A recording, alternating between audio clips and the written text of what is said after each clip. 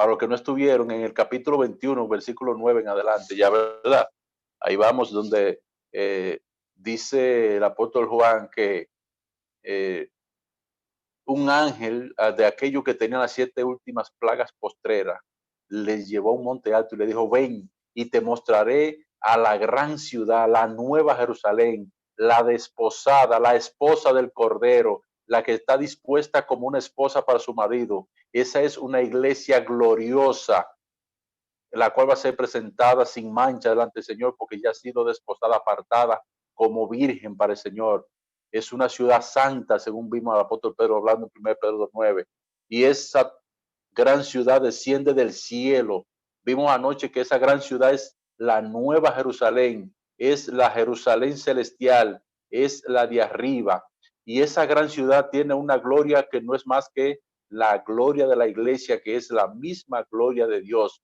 Su fulgor era semejante a piedras preciosísimas como piedra de jaspe, diáfana como el cristal. Eso lo que simboliza, lo que significa, hermano, es que tiene una hermosura inimaginable la gloria de la iglesia.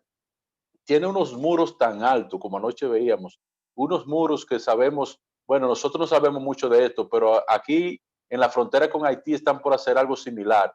Estados Unidos lo hizo con México, hizo el muro de la división, creo que Donald Trump fue que se enfrentó a esa situación y lo construyó por muchas razones. Las naciones colocan estos muros para protegerse de los adversarios, de los enemigos, de los que la atacan, de los que los invaden.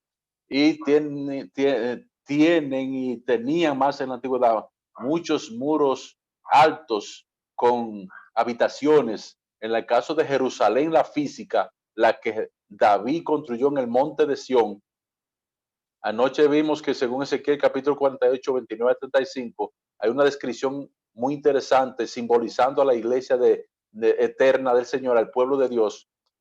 Cada 4.500 cañas había una puerta con el nombre de los 12 patriarcas. Aquí en la Nueva Jerusalén que estamos viendo, tiene también 12 puertas, 12 ángeles, y en las 12 puertas tienen los nombres de las 12 tribus del pueblo de Israel y también sus cimientos, que son sus columnas. Hablábamos anoche, nos referíamos a esas columnas que son como las que tienen los edificios mall, de las plazas, como la que tiene, por ejemplo, los elevados. Yo decía que se juntaban William y Víctor así con los brazos abiertos y entre los dos no abrazan una columna de esa. Eso es un cimiento, eso es una columna. Esa gran ciudad tiene 12 cimientos con el nombre de los apóstoles inscritos, el nombre de los apóstoles del Cordero. Esto, decíamos anoche, tanto la una como la otra, la Jerusalén física, las 12 tribus de Israel representaba el pueblo de Dios en la antigüedad y los 12 apóstoles representan el pueblo de Dios en el presente. Decíamos que a Juan, como en Apocalipsis 11.1, se dio una caña de medir para que midiera la ciudad, el templo, sus adoradores y el altar. Aquí también una caña para medir la ciudad, sus puertas y sus muros. Y dice que la ciudad medía, y estudiábamos aparte matemáticamente, 12.000 estadios, mientras que la Jerusalén física, la que construyó David, apenas medía 18.000 cañas, es decir, unos 1.800 kilómetros, mientras que esta unos 21.600 kilómetros de largo, 21.600 kilómetros de ancho y 21.600 kilómetros de altura. Qué interesante. Y decíamos que esos muros medían alrededor de 65 metros, 45 codos, 144 codos aproximadamente, que es lo mismo que 65 metros más o menos, que son como unos 18 pisos para arriba. Cuando usted tenga un edificio en la ciudad, en Santo Domingo, cuente 18 pisos para arriba, a ver cuál hombre araña podrá subir a la gran ciudad, a la Nueva Jerusalén. Y eso decíamos que esto es imaginándonos, especulando que sea literal, que esos son números para darnos una idea humana. Y como dice el mismo texto, y su medida es humana y también de ángeles, la cual también es de hombre. Entonces, veíamos esta parte. Dentro de las descripciones que tenía la gran ciudad, o que tiene la gran ciudad, tiene muros y cimientos comparada con piedras preciosas, que eso somos ustedes y nosotros. Los cristianos somos piedras vivas edificadas, es el fundamento de los apóstoles, siendo Cristo mismo la principal piedra del ángulo. Todo eso lo vimos anoche. Y decíamos también que cuál es el templo, porque toda gran ciudad, especialmente en aspectos religiosos, tiene un gran templo. Allí no tendremos necesidad de templo porque Dios y el Cordero serán nuestro templo. Decíamos anoche, y eso está en Apocalipsis capítulo 21, versículo 22. La luz de la ciudad. ¿Qué decíamos la luz de la ciudad? No tiene necesidad de luz de sol, ni de día, ni de noche, porque no habrá noche. Y Dios mismo y el Cordero serán nuestra lumbrera. Ya dijimos que 1 Juan 1:5 dice que Dios es luz y no hay ninguna mudanza en él. Y Cristo dijo en Juan 8:12, yo soy la luz del mundo. Es decir, que si ellos son luz eterna y van a ser nuestra lumbrera, ¿para qué necesitamos luz del sol? Y que tiene una especificación muy interesante, que los reyes de la tierra traerán su gloria. Los reyes que se arrepientan del mundo, más nosotros que cuando venimos al Señor somos reyes y sacerdotes, según Apocalipsis 1:6 y 1 Pedro 2:8 y 9. Sus puertas no se cerrarán nunca. Esto indica seguridad y protección absoluta. Y allí no habrá noche, sencillamente por lo que hemos señalado, porque no habrá necesidad de luz, porque Dios mismo será nuestra lumbrera. ¿Cuál es el honor? El honor leíamos anoche 24:26 y ahí quedamos. Decíamos que las naciones que hubieran sido salvadas andarán a la luz de ella y los reyes de la tierra traerán su gloria y honor a ella. Y el 26 dice, llevarán la gloria y la honra de las naciones a ella. ¿A quién? A esa gran ciudad, a la desposada, a la esposa del Cordero, a la iglesia, a la nueva que desciende del cielo ataviada como una esposa para su marido, una novia, como una desposada. ¿Cuál es la exclusividad? Escuchen cuál es la exclusividad, versículo 27. Exclusividad. No entrará en ella cosa inmunda o que hace abominación o mentira. Y dice Apocalipsis 22:15 que no todos entrarán a la gran ciudad, porque los perros estarán fuera, los hechiceros, los fornicarios, los adúlteros. Ya leímos esa lista de personas que no entrarán y vamos a ver un poquito también más adelante. Eso es en cuanto a su exclusividad. No habrá nada que nos dañe, que nos haga, hermano, todo esto que nos ha causado sufrimiento en esta vida, el llanto, la tristeza, el dolor, la muerte, la desesperación, todo este tipo de cosas, la angustia, toda situación que hace que uno se sienta mal, allí no entrarán. Y allí tendremos, como leía el hermano William ahorita, una agua que vamos a ver cómo nos dice Jeremías y cómo nos dice Jesucristo acerca de esta agua, el agua de vida. Así se consideran, eso es Apocalipsis 22:1. Así como dice Apocalipsis 22:1, dice, me mostró un río limpio de agua de vida, resplandeciente como cristal que salía del trono de Dios y del Cordero. Agua de vida. Vamos a dejar que el hermano Darío se busque a Jeremías 2:13, capítulo 2, versículo 13, Moisés, Jeremías 17:13 y Josefrán a Juan 4:10-14, para que escuchemos ese diálogo tan interesante entre la samaritana y Jesucristo, hablando sobre agua física y agua espiritual, agua que quita la sed eternamente y para siempre, para que sepamos de qué agua se trata aquella. Si esta agua que tenemos aquí es tan interesante, que no vamos a entrar en detalle, en describir, en explicar, en decir cuántos usos le damos los seres vivos al agua y cuán necesaria es el agua en los hogares. No vamos a entrar en esos detalles porque usted sabe muy bien cuando a ustedes por un día no le llega el agua, cuando 3 personas van y usan el inodoro, cuando no hay para limpiar el piso, no hay para fregar, no hay para cocinar, no hay para tomar agua. Ya ustedes saben cuando un día pasa así. Y esta es el agua como Jesús le dijo a la samaritana. El que use esa agua va a tener que volverla a usar. Pero yo tengo un agua que ese es otro tipo de agua. Escuchemos a Darío con Jeremías 2:13, Moisés 17:13 y José Fran Juan 4:10-14. Amén.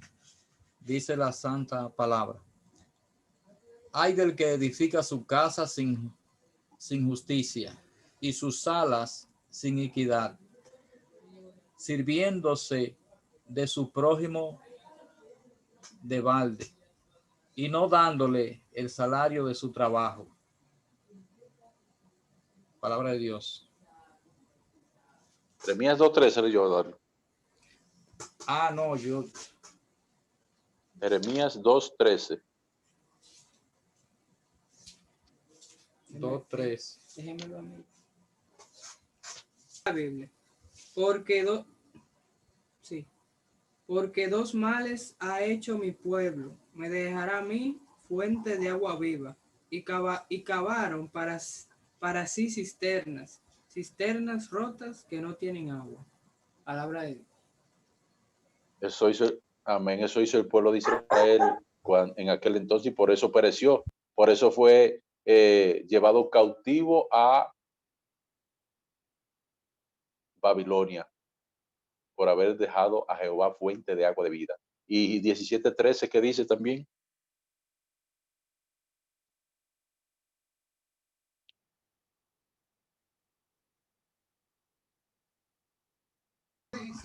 Hermano. Oh Jehová, esperanza de Israel, todos los que te dejan serán avergonzados, y los que se apartan de mí serán escritos en el polvo, porque dejaron a Jehová manantial de aguas vivas. Santa la palabra de Dios. Fue, amén, eso fue en aquel entonces cuando decíamos, eso le pasó a ellos. Y escuchemos el diálogo que eso lo conocemos todo entre Jesús y la samaritana en Juan 4:10-14 acerca de la misma agua. Jehová se consideraba ya el agua de vida, que ese río cristalino que sale del trono de Dios y de Cordero, porque ellos son todo eso, fuente de agua de vida, pero un agua especial. Escuchemos qué tipo de agua es Jesucristo en Juan 4:10-14. Dice la palabra del Señor. Respondió Jesús y le dijo: si conocierais el don de Dios y quién es el que te dice, dame de beber, tú le pedirías y él te daría agua viva. La mujer le dijo: Señor, no tienes con qué sacarla y el pozo es hondo. ¿De dónde pues tiene el agua viva? ¿Acaso eres tú mayor que nuestro padre Jacob, que nos dio este pozo, del cual bebieron él, sus hijos y sus ganados? Respondió Jesús y le dijo: cualquiera que bebiere de esta agua volverá a tener sed, mas el que bebiere del agua que yo le daré no tendrá sed jamás, sino que el agua que yo le daré será en él una fuente de agua que salte para vida eterna. Dios bendiga su santa palabra. Amén, gloria a Dios. Esa agua, que ese río limpio, cristalino, diáfano, que sale del trono de Dios y del Cordero, es de ellos, del seno de ellos, de las entrañas de ellos. Esa agua que salta para vida eterna. Y además de esa agua, allí está lo que se le llama aquel famoso el árbol de la vida. El árbol que, como dice la descripción ahí, produce 12 frutos. Y además de esos 12 frutos que produce allí, unas hojas que son para las sanidades de las naciones. Recuerde que son para las naciones que sean salvas, como vimos en el 21-24, las naciones que sean salvas, los reyes que sean salvos. Esas hojas le darán sanidad. Por eso es que no habrá enfermedad. Y Jesús, como demostró cuando andaba en el mundo, que Él tiene todo poder para hacerlo, entonces allá en el cielo tiene mucho más, pues a Él se le dio todo el poder en el cielo y en la tierra. Estamos hablando de manera general, mis hermanos, acerca de la descripción de la Nueva Jerusalén. Pero en esa ciudad hay cosas que no podrán estar, mis amados hermanos. Allí no habrá más maldición. La maldición es un poder grandioso y especialmente en las madres, pero muy profundo en las madres. Las palabras que una madre dice a un hijo le caen porque le caen, sea una bendición o sea una maldición.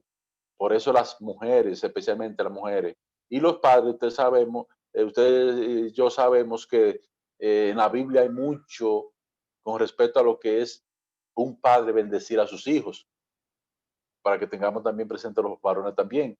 Pero la madre, cuidado con cuando los niños le hacen travesuras, las palabras con que proferimos, porque cualquier cosa que digamos le puede caer a nuestros hijos en algún momento.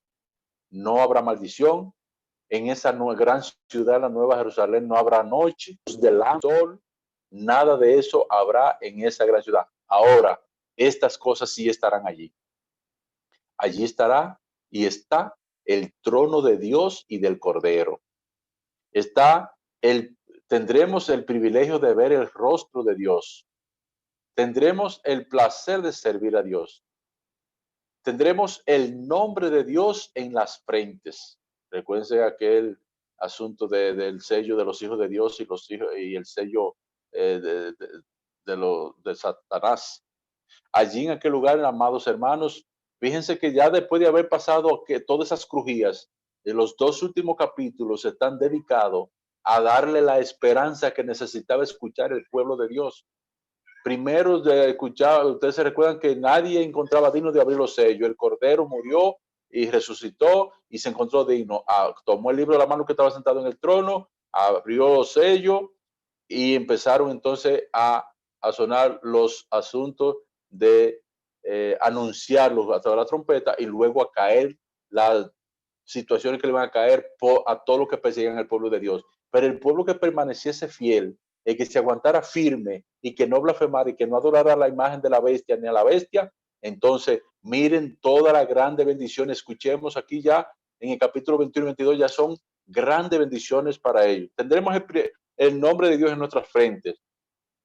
Además, tendremos, mis amados hermanos, en esa gran ciudad, en la Nueva Jerusalén, el privilegio de vivir por los siglos de los siglos.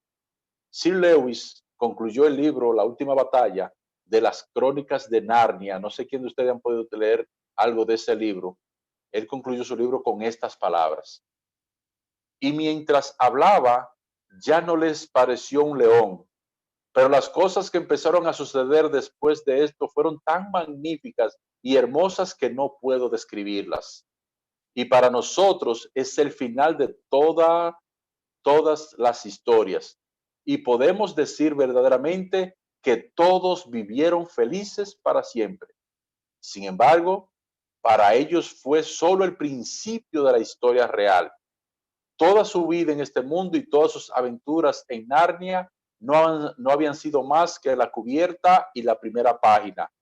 Ahora por fin empezaban el primer capítulo del gran relato que nadie ha leído, que dura eternamente y en que cada capítulo es mejor que el anterior. Asimismo, mis amados hermanos, de esta forma en que Sir Lewis concluyó su libro Las Crónicas de Narnia, es el tema de esta sección de Apocalipsis, capítulo 21, versículo 1, hasta el capítulo 22, versículo 5. Nos enseña que la vida aquí en esta tierra solo es la cubierta y la primera parte del relato entero, de todo lo que Dios tiene para nosotros. Lo mejor, el verdadero relato está en el porvenir, en la nueva creación, cuando Dios haga nueva todas las cosas y vivamos con Él para siempre. Dios nos bendiga, hermanos, y vamos ahora a dejar que nuestro hermano Luis Cosma se cante un coro para la honra y gloria del Señor y así continuar introduciendo el capítulo 22 en esta noche para que ya para el próximo fin de semana vayamos recogiendo porque ganaron las Águilas y discúlpenme los liceístas. Así que el hermano Luis Cosma que cante un coro y con estas últimas palabras de Sir Lewis y el libro de las Crónicas de Narnia y una correlación con lo que es nuestra vida. Hemos visto la tapa, la cubierta, la portada y la contraportada, pero cuando esto ocurra en la nueva vida que Dios nos tiene preparada, es que va a comenzar a escribirse la historia verdadera y real de nosotros. Que Dios nos mantenga firme en su camino. Hermano Luis Cosma. Bueno, recojan que pidió las Águilas esta noche. Todos, hermano Luis Cosma y Catalina, con coro hermoso como quimera. Quiero escuchar también, o sea, que nuestro hermano Julio Céspedes y su esposa y sus hijos ahí canten un coro para la honra y gloria del Señor, que hace días que no lo hemos escuchado, no nos habíamos visto y esta noche por fin están con nosotros. Los Céspedes de la Rosa y Cruz, veo ahí en ese letrero que entonen una alabanza para la honra del Señor y continuamos entonces introduciendo el capítulo 22 que ya ha sido leído una parte con nuestro hermano William al principio. Hermano Céspedes y su familia, por favor. y todas nuestras obras y todo lo que hagamos, dice el apóstol Pablo, todo lo que ustedes hagan, háganlo de corazón y siempre para honrar y glorificar el nombre de Dios a través de Jesucristo. Amados, santos hermanos, decíamos anoche, creo que, o el pasado fin de semana, que por allá por junio, me parece que fue que comenzamos a estudiar este libro. Yo sabía que nos iba a llevar alrededor de unos 6 meses, haciéndolo no tan explícitamente como a mí me gusta hacer los estudios. Le mencioné, creo, y le voy a mencionar otra vez, que una vez me tocó dar el libro de los Romanos aquí en la Iglesia de Cristo el Cercado, y creo que nos tomamos alrededor de 3 años, porque íbamos versículo por versículo, oración por oración, frase por frase, palabra por palabra, desmenuzándola lo más que pudimos.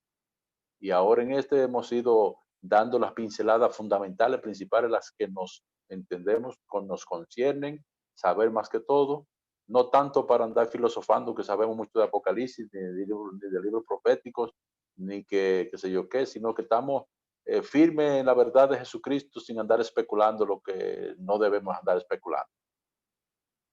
Así que agradecemos a Dios Todopoderoso y que ya estemos finalizando. Para el próximo fin de semana que vamos a terminar, prácticamente quizá el viernes o en el primer rato, primeros 10, 15 minutos después que inicie el estudio el sábado, pues en esa segunda parte o quizá el sábado completo, vamos a tener un repaso general, un repaso completo, y voy a ver qué estrategia diseño para ver de qué manera se motivan la gran mayoría y buscan entre sus apuntes y hacemos. A mí me gustan mucho los asuntos de indagar en la mente a través de concursos. Así que veremos de qué manera lo hacemos. Buscaré alguna estrategia, alguna idea para que todos estemos motivados. Pena que yo sé que hay muchos lugares donde las damas no pueden participar así en vivo ni en público, pero los varones, las damas, sus compañeras le ayuden, y pues si hay algún tipo de premio que se pueda compartir, así sea no sé si alguno de ustedes llegaron alguna vez a comprar un caramelo que se llamaba Tú y Yo, ¿verdad? Que tenía un bolón por los dos extremos. Hay mucha gente que no participaron, pero muchos sí tuvimos el privilegio de ver esos bolones en las dos puntas. Ya ustedes saben, bolones por las dos puntas, se llaman Tú y Yo. Eso daba para la pareja. Así que por un premio así más similar para los más esforzados, lógicamente. Continuamos entonces, hermanos, con Apocalipsis capítulo 22. Ya a partir de versículo 6 en adelante, pues vimos desde capítulo 21, versículo 9, hasta el capítulo 22, versículo 5. La descripción de la Nueva Jerusalén. Ya tenemos una idea interesante de cómo es aquel lugar, qué protección, qué cupo de personalidades, almas estarán, porque recuerden que la Jerusalén física es para personas físicas, para cuerpo físico, con una longitud perimetral ligeramente muy ínfima comparado con lo que es la longitud cúbica, no solamente cuadrada, sino cúbica, de la Nueva Jerusalén, un cubo perfecto. ¿eh? Ya vimos también todo lo que tiene esa gran ciudad y lo que no tiene, o lo que no va a estar allí. En esa sección de Apocalipsis 21, 1 al 22, 5, vimos que un día Dios hará nueva todas las cosas. Y cuando dice que la hará nueva, no es renovar, es nueva de paquete, es nueva, como dice el griego koinos, que significa nuevo de paquete, en calidad, nuevo en calidad, es la expresión. Aprendimos que Dios tiene grandes promesas para el vencedor, según Apocalipsis 21, 7. Le tiene promesa a las naciones que hubieran sido salvas, Apocalipsis 21, 24. Y en esta sección de capítulo 22, versículos 6 hasta el 21, veremos que dice: he aquí vengo pronto. Esa expresión sobresale en el mensaje completo de Apocalipsis 22. Usted lo puede encontrar en el versículo 7, en el versículo 12 y en el versículo 20. Y basado en estos versículos vamos a aprender, vamos a dilucidar, vamos a algunas ideas, a hacer en 3 puntos el capítulo 22. ¿Cuáles son? 1, la importancia de guardar las palabras de la profecía de este libro. 2, la necesidad de prepararnos para obtener una buena recompensa. Esta preparación requiere de muchas cosas, espirituales, físicas y materiales. Tiene que ver muchas cosas, esa preparación. Y tercero, Jesús, oigan, decíamos que Juan dijo en Apocalipsis 21, yo soy el que doy testimonio de eso. Es decir, ustedes saben que yo no soy un hombre que hablo caballá. Yo soy una persona que digo la verdad de Dios y estoy dispuesto a morir por la verdad de Dios. Y aquí vemos que quien da testimonio de la profecía de este libro no es nada más y nada menos, mis amados hermanos, que el mismo Jesucristo. Es el que da testimonio de estas cosas y es el que viene. En esos tres aspectos vamos a estar viendo el capítulo 22. Vamos a introducir, vamos a ver un poquito en esta noche acerca del primer aspecto. ¿Cuál es? La importancia de guardar la profecía de este libro. Vamos a leer Apocalipsis capítulo 22, versículo 6 en adelante para que tengamos en nuestra mente la idea completa. Dice, y me dijo, versículo 6 en adelante, hasta el 11 vamos a leer. Estas palabras son fieles y verdaderas, y el Señor, el Dios de los espíritus de los profetas, ha enviado su ángel para mostrar a sus siervos las cosas que deben suceder pronto. He aquí vengo pronto. Bienaventurado el que guarda las profecías de este libro. Yo soy Juan el que oyó y vio estas cosas, y después que las hube oído y visto, me postré para adorar los pies del ángel que me mostraba estas cosas. Pero él me dijo, mira, no lo hagas, porque yo soy consiervo tuyo, de tus hermanos los profetas y de los que guardan las palabras de este libro. Adora a Dios. Esto le recuerda algo, ¿verdad, mis hermanos? Y me dijo, no selles las palabras de la profecía de este libro, porque el tiempo está cerca. El que es injusto, sea injusto todavía. El que es inmundo, sea inmundo todavía. Y el que es justo, practique la justicia todavía. Y el que es santo, santifíquese todavía. Si nosotros fuéramos a englobar todo esto que hemos leído, en ese último versículo estaría todo recogido. Porque ahí está explicado, Dios no obliga a nadie, Dios a todo el mundo lo llama, lo atrae, lo ama, pero Él le dice, usted es esto, le gusta esto, no quiere cambiar, sigue en eso. Usted sabe que va a tener su recompensa. Todo el mundo va a tener su recompensa, sea buena o sea mala. ¿Por qué las palabras son fieles y verdaderas? Entrando un poquito de detalle ya. Son fieles y verdaderas porque son del Señor, mis amados hermanos. Porque el Dios de los espíritus de los profetas que envió su ángel a mostrar a sus siervos las cosas que deben suceder pronto. El hermano Bill Reed escribió, tal vez sea el ángel de Apocalipsis 1:1. Aquí testifica por Dios. Dice, el Dios de los espíritus de los profetas. Saben que había una profecía hablando acerca de los espíritus que estaban los profetas, el cual era Cristo mismo, ¿verdad? El Dios que ha inspirado toda la revelación de la verdad.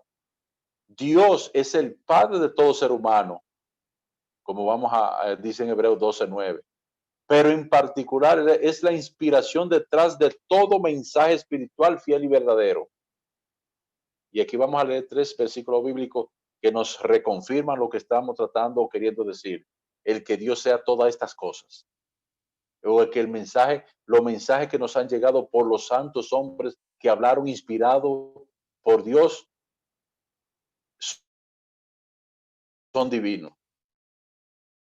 O es divino lo que hablaron. Y vamos a dejar que el hermano William se busque a Deuteronomio 18:18. El hermano Dani, a 1 de Pedro 1:11 y Luis Cosma, ¿verdad? Para que la Sagrada Escritura nos reconfirmen lo que estamos diciendo acerca de que lo que Dios ha hablado siempre por boca de hombres es su palabra. ¿Cuál es el texto mío, varón? William, Deuteronomio 18:18, Dani, 1 de Pedro 1:11 y Luis, 2 de Pedro 1:21. Por favor, William.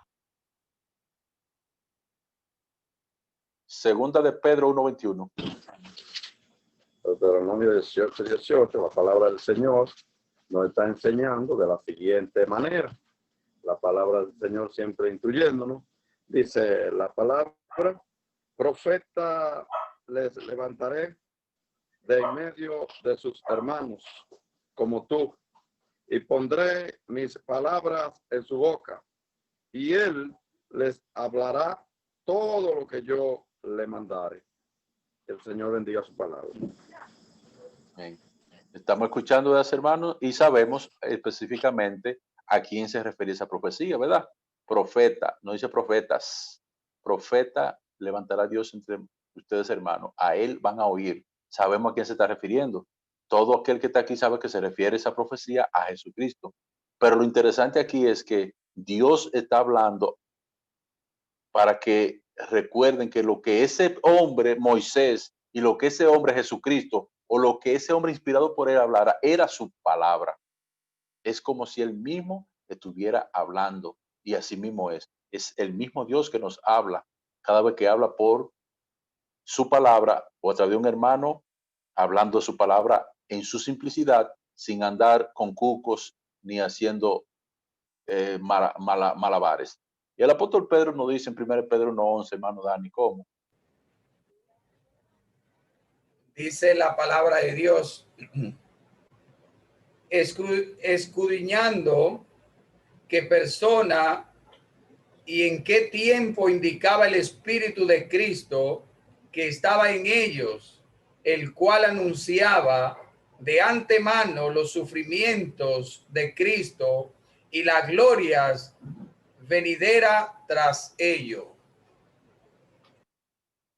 El Espíritu Santo escudriñando qué persona y el Espíritu de Cristo que estaba en ellos. Eso hablando acerca de la inspiración de los hombres de Dios. Y también, hermano Luis, segunda de Pedro 1:21 nos dice.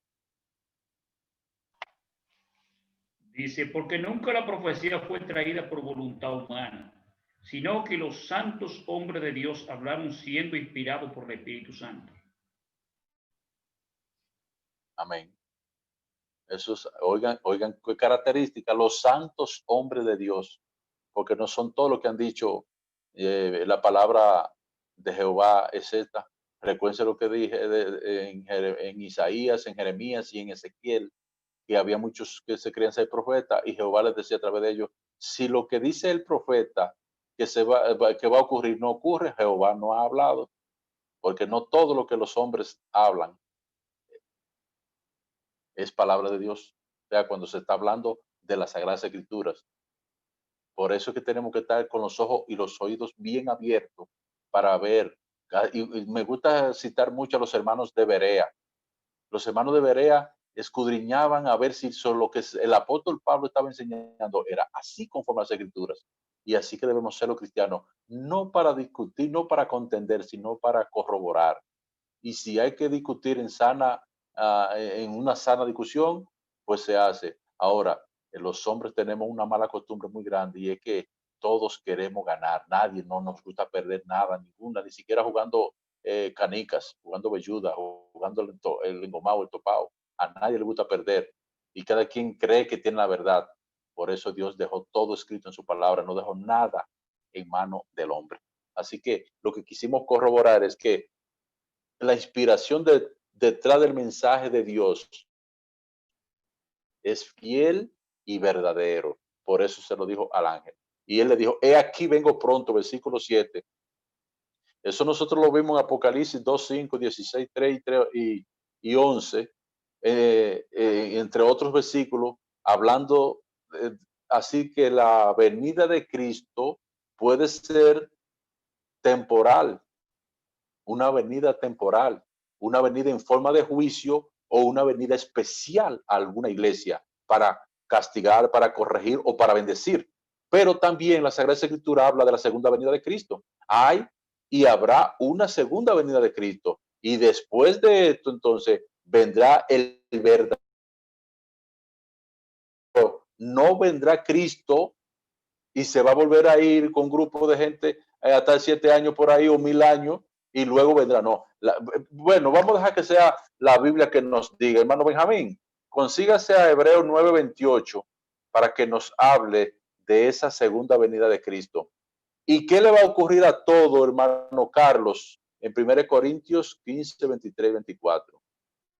Benjamín, Hebreos 9, 28 y Carlos, 1 Corintios 15, 23, acerca de ese vengo pronto, porque hemos venido estudiando y para que no nos choque. Pero usted venía diciendo en las otras partes que Cristo vino en tal nación. Eso fue una venida de Cristo. Sí, Cristo vino y Jehová vino, el gran día de Jehová, etcétera, etcétera. Vinieron, llegaron, entraron en Egipto, entraron en Asiria, entraron en Babilonia, entraron en Jerusalén, etcétera, etcétera. Han venido muchas veces en figuras de personajes a aplicar juicios, pero hay una venida que es única, es exclusiva. Léanos, Benjamín, Hebreos 9:28, a ver qué dice. Dice la palabra de Dios. Así también Cristo fue ofrecido una sola vez para llevar los pecados de muchos, y aparecerá por segunda vez sin relación con el pecado, para salvar a los que le esperan. Amén, gloria al Señor.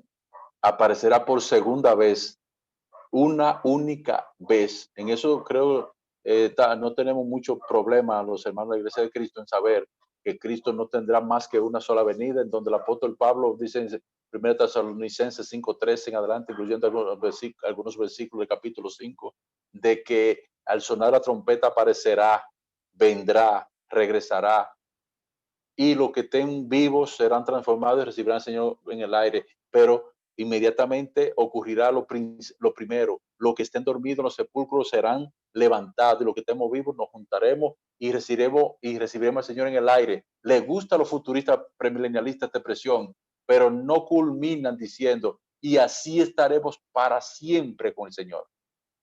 Para siempre.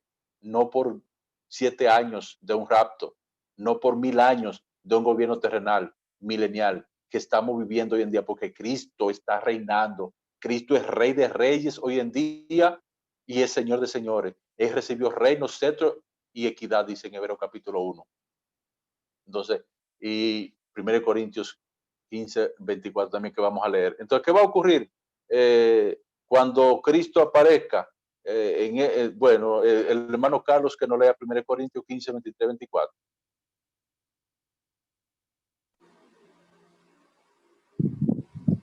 La palabra de Dios nos enseña. Pero cada uno en su debido orden. Cristo, las primicias. Luego los que son de Cristo, en su venida. Luego el fin, cuando entregue el reino al Dios y Padre, cuando haya suprimido todo dominio, toda autoridad y potencia. Amén, gloria a Dios. Eso está en un lenguaje sencillo, llano, no merece interpretación ni explicación, porque está explicando qué es lo que va a ocurrir cuando Hebreos 9:28 se cumpla.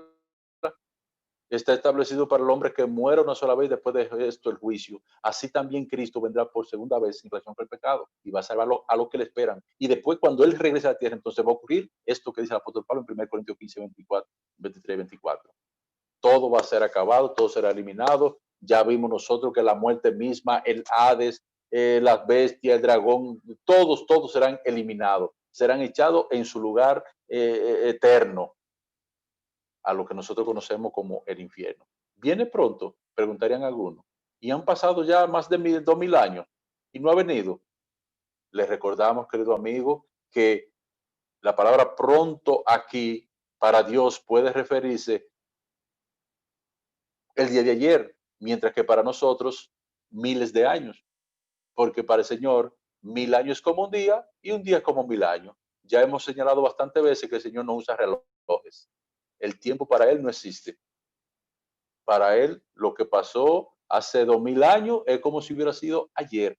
Eso, nosotros que tenemos relojes, lo que llevamos el tiempo en nuestra mano somos los que hablamos de eso. Y el apóstol Pedro eso nos lo recuerda en su segunda carta, capítulo 3, versículos 8 y 9. Que el Señor no retarda su promesa como algunos tienen por tardanza, sino que es paciente para con nosotros, no queriendo que ninguno se pierda, sino que todos procedan arrepentimiento. Pero de que va a venir, Él va a regresar. Él va a venir porque su palabra es fiel y verdadera. En su venida, amados hermanos, finalizamos ya con esta parte por esta noche, en su venida, y ahí nos van a leer el hermano Roger, que vaya buscando a Santiago 1, 22 al 25 y Moisés, Apocalipsis 1, 3, para que escuchemos esto. En su venida, cuando Él regrese, será bienaventurado, no todo el que esté en la iglesia, no todo el que se haya arrepentido, no todo el que se haya bautizado, sino el que haya estado perseverando haciendo lo que Él ha mandado. Bienaventurado el que guarda las profecías de este libro. Así se titula el punto que estamos estudiando. La bienaventuranza de guardar la profecía de este libro. Bienaventurado el que guarda la profecía de este libro.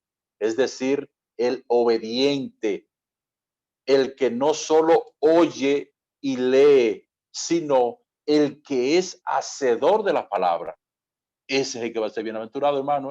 No porque usted cante, ore, predique, enseñe y vaya a la iglesia todo domingo, usted va a ser salvo.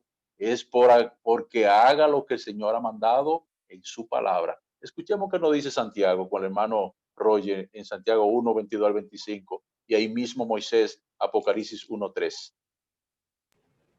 Dice la palabra del Señor en Santiago capítulo 22, capítulo 1, versículo 22 al 25. Pero sed hacedores de la palabra, y no tan solo oidores, engañándoos a vosotros mismos.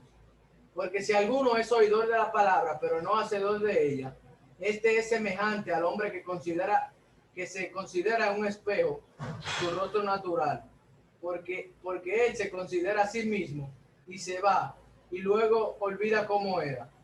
Mas el que mira atentamente en la perfecta ley, la de la libertad, y perseverancia en ella, no siendo oidor olvidadizo, sino hacedor de la obra, este será aventurado en lo que hace. Palabra de Dios. Amén. No lo dice el Pío Domínguez, ¿verdad? Lo dice Santiago, hermano del Señor Jesús, siervo de Cristo, escritor de ese libro Sagradas Escrituras, y si nosotros le hacemos caso, nos va a ir bien. Pero si no, por mucho que sepamos la Biblia, por muchos años que tengamos la iglesia de Cristo, por mucho culto que nos hayamos tirado, por muchos mensajes que hayamos dado, si somos oidores olvidadizos de las enseñanzas que hemos venido aprendiendo y no hacedores de ellas, vamos a tener inconvenientes. Escuchemos que dice el mismo apóstol Juan en Apocalipsis 1:3 también, sobre esta bienaventuranza, que de eso se habla mucho aquí en este capítulo 22 de Apocalipsis. Hay unas bienaventuranzas que la vamos a ver. Son 7, le voy a adelantar de eso. Son 7 bienaventuranzas que tiene Apocalipsis 22. Escuchemos a Moisés leyendo Apocalipsis 1:3.